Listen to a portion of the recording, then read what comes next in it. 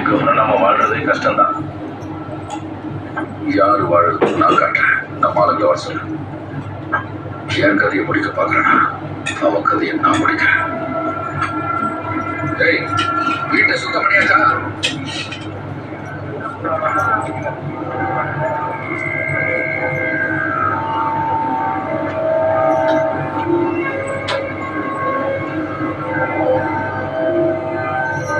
எல்லாம் முடிச்சுதாடா?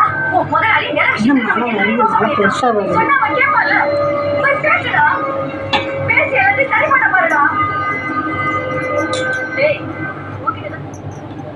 வணக்கம் மக்களே, வாங்க சாப்பிடுவோம்.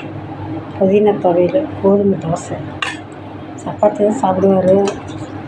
சரி எனக்கு சாதம் இருக்குதுன்னு சாப்பிட்டுட்டு கொஞ்சோண்டு துவையலை வச்சுட்டாரு. நீ சாப்பாடு சாப்பிடுவ 2 தோசை சாப்பிடு அப்படின்ட்டு துவையல் அதில் வச்சுட்டாரு. எப்படி போட்டு சாப்பிட்ருவாங்கன்னு. சரி இப்போ நம்ம சாதத்துக்கு கொஞ்சோண்டு புளி ஊற்றி தண்ணி ஊற்றி பெரட்டி வச்சா காலையில் இருந்து தாளித்து சாப்பிட்டுக்கலாம். மழை சாயந்தரமும் மழை பெய்யுது. அம்மா மாட்டேங்குது. பாய் மக்களே, கோதுமை தோசைக்கும் புதினா துவையலுக்கும் நல்லா இருக்குது காம்பினேஷன். பாய்.